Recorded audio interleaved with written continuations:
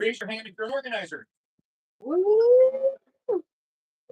Raise your hand if you're an organizer with a different geography. Raise your hand if you work for 1MC. It's a unique Wednesday because 1 million cups is here, so I cannot screw this up. My life. I've never really what's to say. It's a great Wednesday. I'm happy to have you here. We are about a year into bringing this back to life. We have a presenter today who's actually presented before. And interestingly enough, we have the co-presenter she presented with here in the back corner. Hello. I probably haven't seen since the two of you presented in July. So it's awesome. It's one of our highest energy presentations at this location. And it's just great to welcome you back. I'll call you up in a second. But for those of you who are new, I'll tell you what's going on this morning. 1 Million Cups is an organization that educates, inspires, and connects entrepreneurs. The thinking in 2012 was that if we get 1 million cups of coffee shared among entrepreneurs and small businesses, great things happen. And they do. And every Wednesday, we call up 2 different presenters for about 6 minutes at a time, and they tell us their story, what inspired them to get started, what they're working on, where they are, and where they're stuck. It's one of the most powerful things that 1MC does. It's like 110 communities nationwide, probably 30,000 of these presentations since 2012, and we're always at the end of each one asking the presenters what we as a community can contribute. And that's what makes this particular type of presentation so powerful, because for those of you in the audience, you might have experienced the problem the presenter's going through, and you may have an idea of how to get them unstuck. But you might also be experiencing the problem. And so you might get unstuck yourself just from being in the room with other people feeding back to the presenters as they tell their stories. So we'll call up the presenters. They'll have 6 minutes to present their 2 today. I guess you can stick within 6 minutes, or you just going to slurry since you run the show. I don't know. I'm off script already. Ordinarily, we would have 2 small businesses do their 6-minute presentation. We have 20 minutes with feedback and it's questions and comments. We try to stay on point, try to guide the audience back to the narrative, but really it's just a free-form discussion. If you're new, you'll get the vibe very quickly. It's very open and very supportive and very comfortable. And then we're going to welcome 1MC up. This is a little bit of a departure from the normal Wednesday programming. We're going to invite 1MC up. They've got some real exciting news. I'm happy to hear from them. We had a chance to chat last night, and we'll bring some coffee and we'll head on. A couple of house cleaning items. The coffee you're drinking is sponsored. It's totally free and provided by Q3. And they've got a unique story. Their values align very consistently with 1MC. They're serial entrepreneurs. They didn't go well for themselves. They said, we should just get, part of what fueled their success was coffee and coffee conversations. And so they provide coffee to incubators in the city. They provide coffee to us. And it's really great to work with them. And it's also great to be here at Team Working by TechNet. So I was like, oh, this is great. Great to be here at Team Working. They host the space. They can monetize the space, but they don't. They invite us every week to do this and to invite you guys to stay forward for the day if you like. And if you are a 1MC attendee and you'd like to consider membership here, you can go to the front desk, tell them you know us. We got street cred now, and there's a 10% off discount for people affiliated with 1MC. So I have one quick thing about registration. You might have seen a QR code, but please take out your smartphones. I will remind you later, but if you wouldn't mind registering and let us know you were here, it's just so important for 1MC to know you did come, you did attend, and it keeps the engine running. Yes, sir. And if you forget, the QR code is also on the table up by the coffee. It's also on the QR code table by the coffee. Thank you. I appreciate that. So we're you guys scan, you're sending to register. And then I'll cue up your presentation. If we could get a standing ovation for Dominique.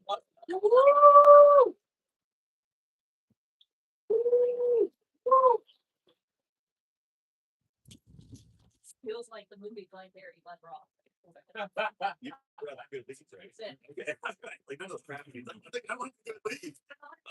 Down advances and up to go back. And then your aim is here. People next. Okay. 6 minutes, go. All right, everybody registered and focus. Okay, well, my name is Dominique Bencourt. I am the founder, the owner, and the operator of the Zemi Coffee Cart.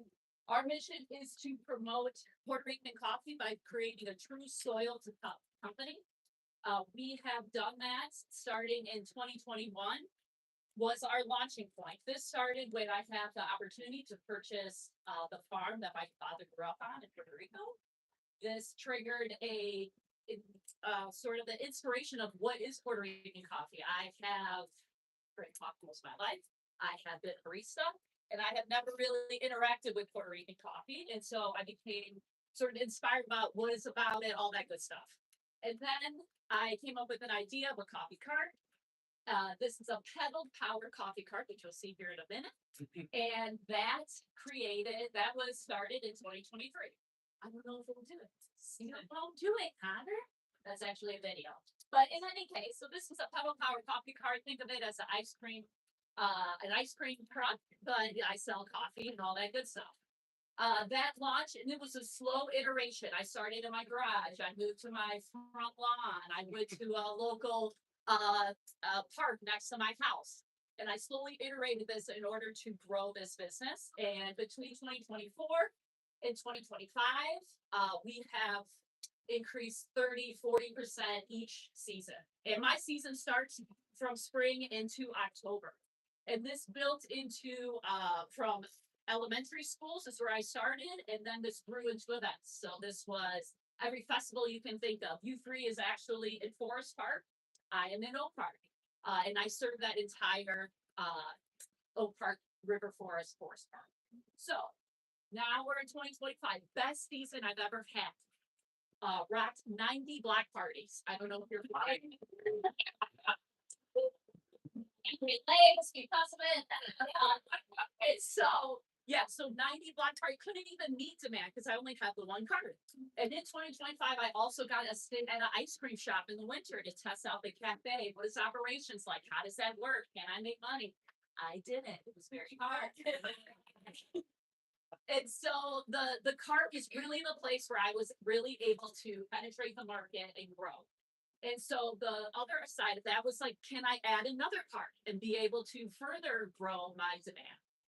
Be able to take the cart outside of Oak Park River Forest and go into the city and go into other places. So 2026 comes around, but I come here in July. I was like, hey guys, I have this opportunity to take over a cafe in Avondale. What do you think? I had all these opportunities and I needed brain power. Then I asked, should I focus on the location in Oak Park and growing that? Because finding a location is very, very, very hard. They had to meet certain standards for me, like an overhead garage door in order to house the carts and grow them. And then I asked, should I focus on events, right? Should I just get a car and a trailer and just make that all happen so I can go outside of my area and hit that market? Events, I can, instead of doing pay per cup, which is you come to the card and pay per cup, I could actually have people buy the whole cart. So that's much higher margin. It's better for me, right? All that great stuff. So I said, what of those things I should do? Well, guess what? I did all of them. So maybe too much too fast? I don't know. My bank account tells me yes.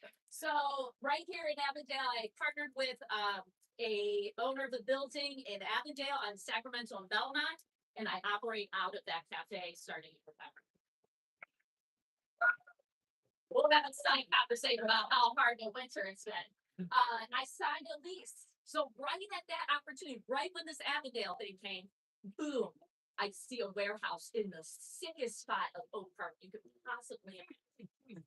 And I was like, I have to have it. I had a partner who also does mobile coffee. We're like, oh, it's going out together. We could both operate out of there. Well, she bails, and I say I have to do it. I got to do it anyway.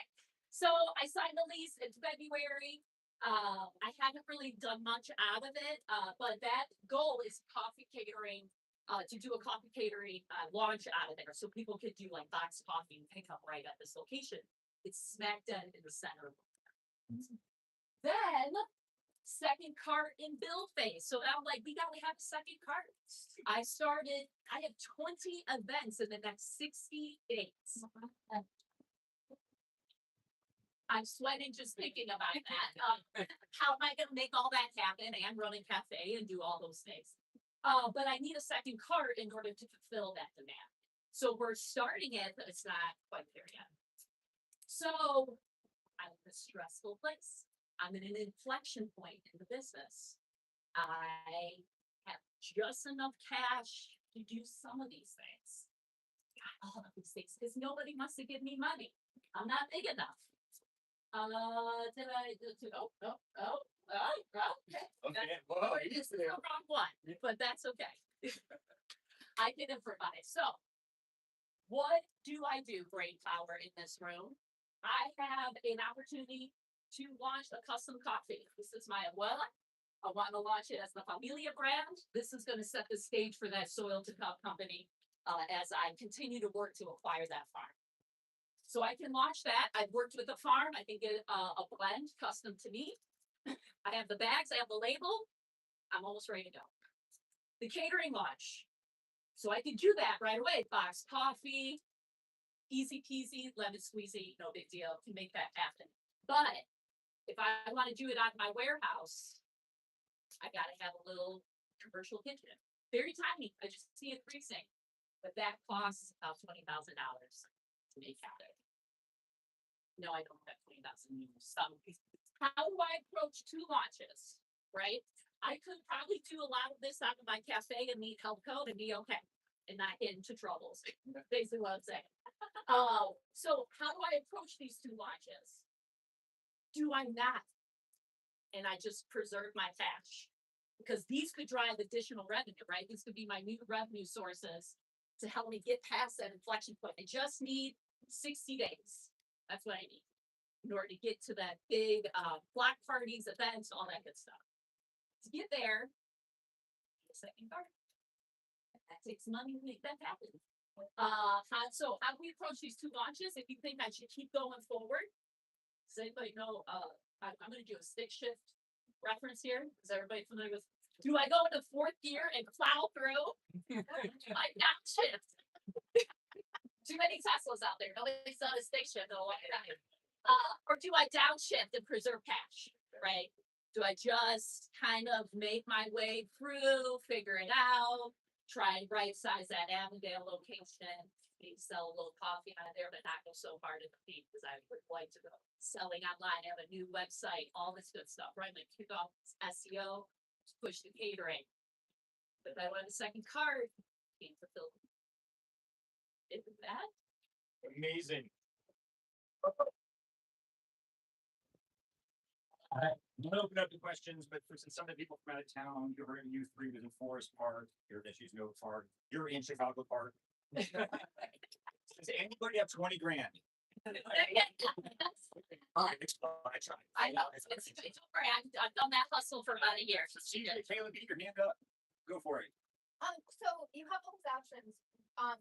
All of them require a lot of marketing. Do you have marketing strategies built out for each of them? Which of them seems like it will be the most successful for you? That was the one thing I didn't ask you guys about because you are correct, right? You are absolutely correct. I don't. I mean, I did it for 20 years. So my background is about 20 years in corporate marketing, product development, data, big data, corporate innovation. That's what I did for 20 years. Okay. So I have those skill sets. I don't have the time. Don't have the brain space to make all of that happen, right? So that's a big challenge for me. So it's either like, do I just kind of do the bare minimum, like a little local email blast and a little social just to kick it off? I mean, maybe, but that's a great question. I don't have it. And so that's where I also acknowledge. Yeah, so I think that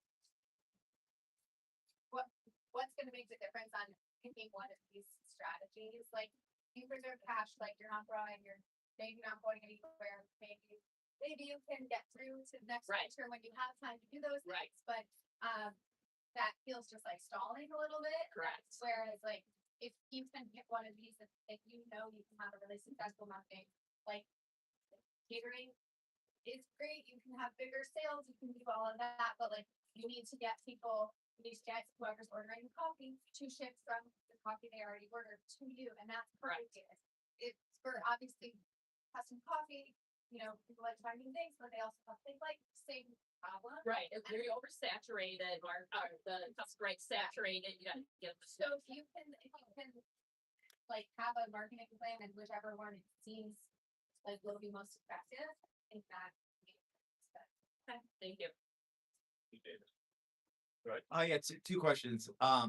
What's the benefit for roasting in Puerto Rico rather than roasting here when you get the beans? Well, number one, I'm not a roaster. Got it. Number two, I've got a roaster. Number three, that's basically what they've been doing. They've just been roasting it, and shipping it to me. Got it. So it removes a whole step of management. Of course. Second question. What do you look like when you are riding your cart and when you are at events? That showed you. No, It's not I'm on, not- but Yeah. I look like this amazing. Like, how is it possible that anybody could ride around Oak Park? You see this? What you don't see is there's a whole generator behind there. Yeah. Well, I guess so. Like part of like a low cost, highly effective marketing strategy would be to like make a character. What's your persona? What's your avatar for that cart? Okay. Right. So then that way it's like, oh yeah, that lady that looks like that driving that cart. Right. Right. Yeah, and I didn't mention I also bought a truck. No wonder you don't have the cash. Sorry guys, I had to. Okay, how am I supposed to get the Avondale for Oak Park? If we want to help, we're concerned about your commitment level. I know, right? I'll see it. If we go inside, you'll see the Zemi mobile, and I got it wrapped. And its catalytic converter got stolen, so that cost me. I got it. You guys, okay. So I have all the pieces. Go ahead. So this is all great. I'm glad to see you from the last time that you're here. But in some respects, it seems like they're losing a lot. The coffee part was really like their main focus. And to me, it seems imperative that you get another part. Okay, I support that. And you know, that's the thing that has grown the most. You said you got all these block parties. You have the person power to be able to do this, you know, that set Yeah, block yeah. parties, this stuff. Can't just be me anymore. So I mean, I would kind of implore you to really, you know, refocus. Like, what is your goal? Is your goal simply to buy the damn bar? Is your goal to really grow this part portion of this? Like all these other opportunities are great, creators great, everything else is great, but like you said, saturated market, your market differentiator essentially has to solve right, and that's the thing that Okay, support that feedback. Thank you. I don't know what the margins are, don't sell off that. They're rough. They're rough. A few independent small coffee shops that have rotating customers, so does it make sense for you to drop the products in a place of the product as what happened? So that's a really hard thing to get into. And I'm not hating on Metric. If anybody in here works for Metric, but Metric Coffee is a great example, right? They can go into a coffee shop, they'll give you a machine. That's a $10,000 investment for a shop, right? So they give them a machine and coffee and say, sell my coffee. That's really hard to compete with. So really being able to dip into some of these like small coffee shops, that would require even more effort on my part, and it's a tough sell. Like the uniqueness of Puerto Rican coffee is you can't get it anywhere except for in Avondale, Sacramento, and Belmont. But you know what I mean? So it's a really hard thing to do, and I'm not quite sure I want to go in that direction. Thank you. Go ahead in the back, Cat. Yeah, big fan, coffee drinker. My family's from Guatemala, and it's a kindred, you know, fellow coffee drinker. I don't know if I can talk to this a little bit. Two things. We're asking about your population before. I lived in Edgewater for 6 years along the way, and I hated that there was some coffee to be had along the way. So I feel like if you are cards, there's other vendors on our cards. So my friend right there in the hat is absolutely correct, right? Because she's right. In the growing that cart business has a ton of potential. And you're living in an industry that the big guys can't because they're stuck. Correct. So At the World Coffee Fair that just happened in San Diego, there was not a single conversation about carts. well, and there's a lot of voice leagues that I participated in one, and Yeah. there's not a damn drop anywhere. Yeah. Like, people are asking for it. Yeah, so So the cart. Two more. Okay, go ahead. Uh, Thank you. Gracias. Just to follow up, that is a great idea, but the city is very strict about doing stuff like I that. So be Don't careful. worry. I know that title license very well. I know it. My friend in the back. Quick question, do you collect any leads at the coffee cart? And is this, there's these two launches, is that something that your customers are asking for, or kind of what drove that decision? So I would say what drove the custom coffee is big demand at my carts. Can I get a bag? Can I get this? Coming into the shop, can I get a bag? So then I was like, well, how do I capitalize on that with my own blend and connect that back to the big dream, which is to own that farm, revitalize it, grow coffee on that farm. So that's the big one. The catering, that's a question. Only because I think this would be beneficial for the fact. This is like, oh, she did other things, which is, I think. How often are you using ChatGPT, Gemini? Oh my God, ChatGPT and I are like besties. Like it does my cash flow statements. It tells me what I should do when it comes to employees, labor costs. Like it does everything in that way. It's also led me astray. It told me to buy a pizza oven to cook empanadas. That doesn't work, okay? It doesn't work like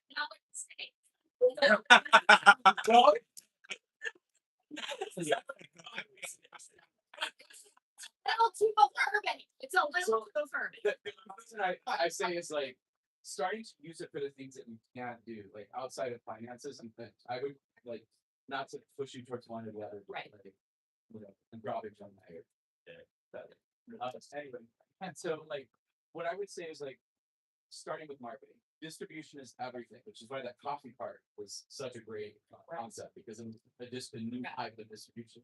And so it's kind of thinking about, can you leverage some of those tools to do this to help you build out the marketing and automate some of these pieces that you don't have the time to do. Yeah. And you can't. And Ooh, I like that. you Okay. really can't. And so there's a lot to build, and I think it's conversation, right? That's a whole workshop. Yeah. Especially in the market.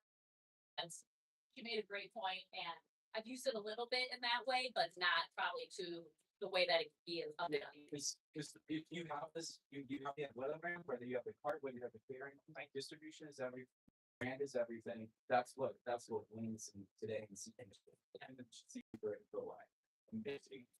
Big applause for them.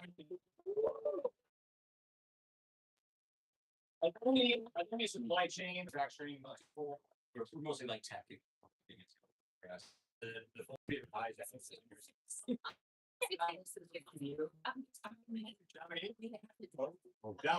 Yes. But Kaizen's philosophy of continuous improvement would tell you that sequencing will create a better ROI than multitasking. Yes, sir. It's really hard for ADD people to take that on. You know what I mean? The brand, this, distribution, all that, but the reality may be that Thank you. having one in the market and start getting design and engine going and getting the flywheel, if you will, and then layering in a second one, probably yield higher value. I'll reach out to you later. But concentration is going to be today. So Oh, I'm about that.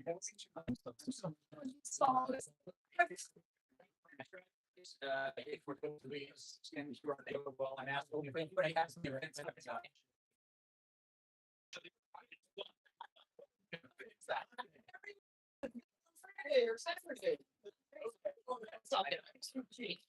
Yes, 6 o'clock on April 28th with Latinas on the side of. So who's done that? It's on the practice.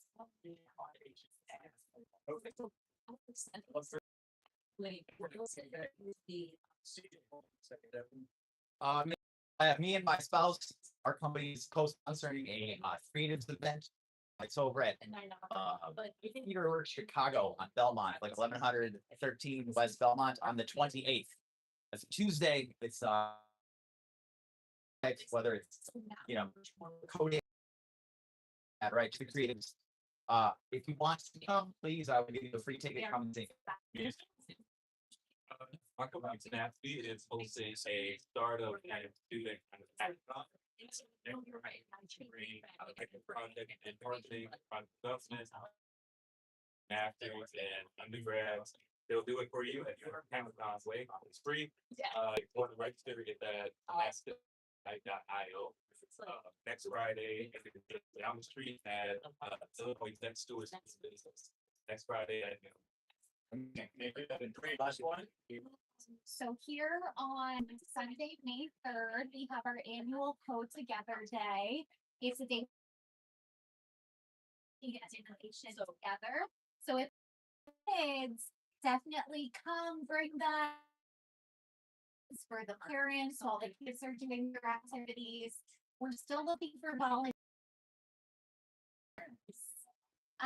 So if you fall into any of these words, one would be the vendors, and it's free.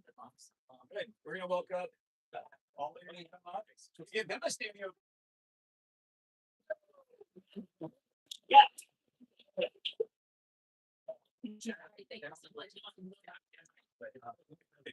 Right, good morning, everyone. Morning. Hopefully, the energy is different. It's different. One of these.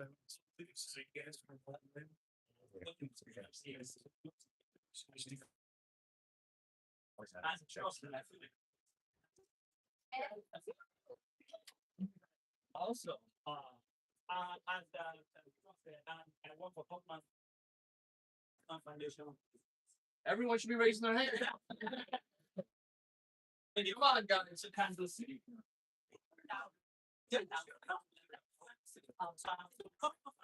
Private foundation based out of Kansas City. We're $30 billion endowment on the foundation that supports entrepreneurship and a of advancing economic mobility, prosperity for individuals and communities. And one of the ways we do that to have programs like this 1 million cows. I see the 1 million cows died of Kauffman fast track. I think if you know Kauffman fast track. Oh, nah, I need to talk to my mother. She's she kind of knows about fast track. Right. So 1 million cows, like you know, has been around for starting as an year. We are trying to develop grants programs or something.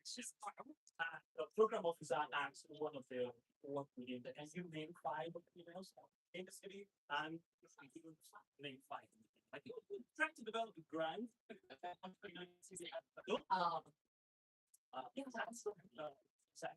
So started so okay, what if we invite them to females and people bring them up together and let's just have and let's invite experience to tell us the story. And that's how I started. They actually didn't plan to start it as a program. And you know, they started the conversation, we're having coffee and what I love this. Great insight.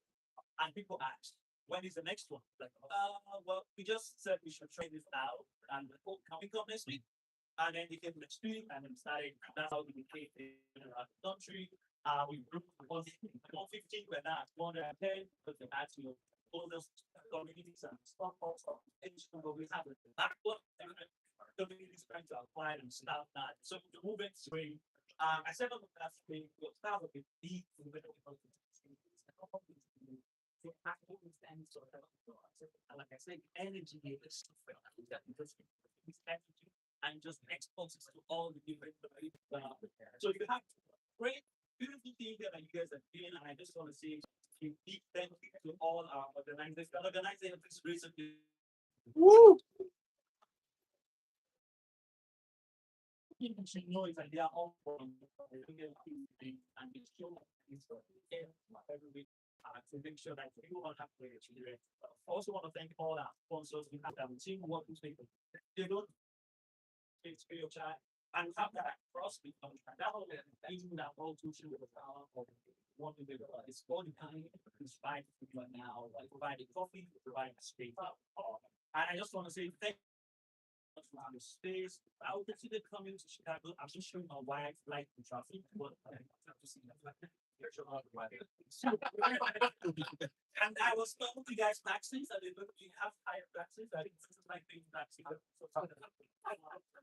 I don't want to get into trouble. So again, thank you so much. I will invite Denmark she's the national program manager, and she wakes up every day and thinks about what is about, and I have to think about them. So I have them, but she thinks about them every day. And even when we go to this community town hall, so refresh us with what our mission is, trying to achieve, and I also think about what we want to do, we want to see better. No background and the yes, that is at least what I'm so stand up right now. Come on. Yeah. Yeah. That's elevating. Morning. How we know more about money? I would like to introduce the team that makes all this possible. I'm the program manager. Okay, we have Sabrina Given, who is Sabrina is the regional network full centric and move forward and set the vision. So this is a team that helps us to move the vision every day. So you call this thing who am I talking to? Please, we have a team. So don't feel that there's no one around. So we the strategic refresh, we reorganized our regions. Initially, we had 5 regions, but now we have only 3. And Sabrina takes care of the red regions, all the way from. It's not political place.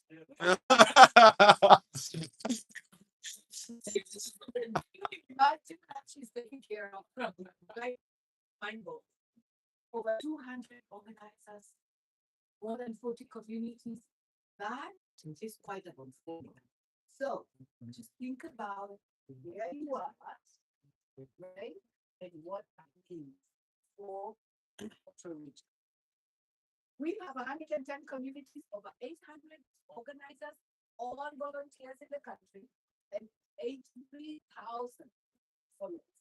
So when you come to NFC and they say, can you follow our community? You become part of that. Okay? So what is 1 million cups? You already had one. When you graduate, Ola has just told you about it. Really, it's simple. You had the origin and the goal. It's just entrepreneurial support.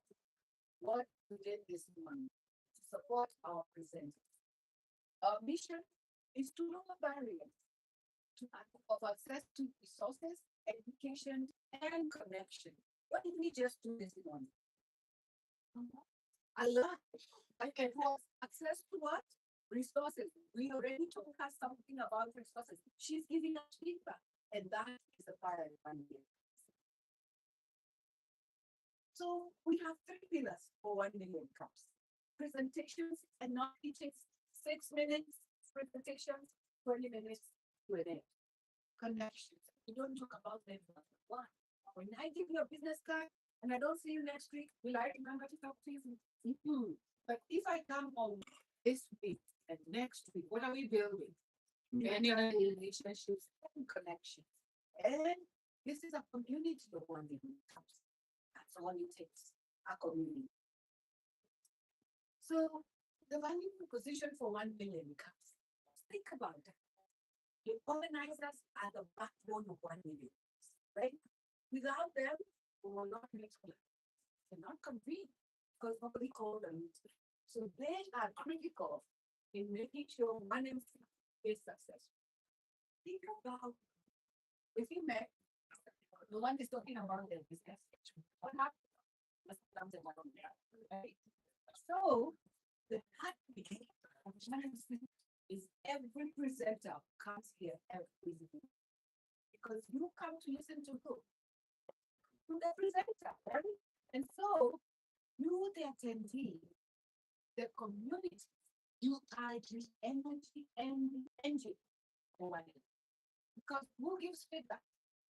The community, right? Just think about yourself like that. I will tell you, you create take a minute and think about what happens here every morning. You are creating intellectual capital every morning. How are you doing that? You're giving actionable advice. Are you not? You are. Yeah. Because you get the right? So you what? The presenter is learning. And you are learning, right? And then you apply these.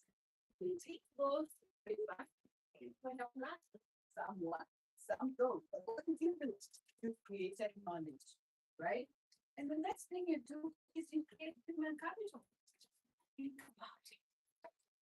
Advisors, mentors, supervisors, and you also give good connection.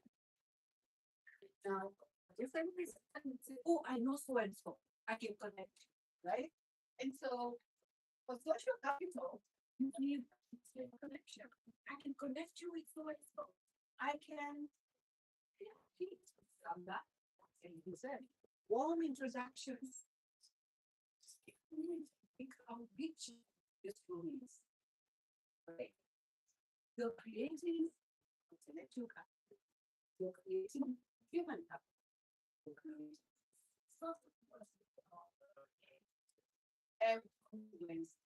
when you walk away, each one of them has had experience because everybody learns. Everybody learns. So what is a capital framework? Meaning what as one is. We have expertise in the room. You are the experts in the room, right? And we want our presenters to leave every morning with at least 3 clear actions. Can we give them 3 clear actions, right? Can we give them 3 requirements? Change that person for one reason. 3 warm introductions. This presentation is just telling us what we can do and how we can grow and change our economies in our community. It's just about everywhere we come. What is our presenter taking? 3 clear actions, 3 referrals, 3 warm introductions. Really, we have created all this capital for every presenter, every entrepreneur, including the people who live. So, how do we move forward? How do we achieve all this capital? When we plan to be organizers, we have to be intentional. What skills are we bringing? What networks are we bringing? What expertise, right? Whether you're an organizer, whether you're a presenter, whether you're an activity, you have a skill you bring, right? And who is invited? Are we being all leaders, right? We need to coach our presenters. So that when they talk about their business, we don't think about that as well. And then what about 6 years? That was great because that's what we just teaches, right? Coming back to tell us what happened. The attendees is we have knowledge capital. We have knowledge capital. Each one of us. We have social capital. We have human capital. We have rich resources. So, what is the power of community? This is how we want to talk about oneness. When we meet here today, what we do at oneness, we create knowledge.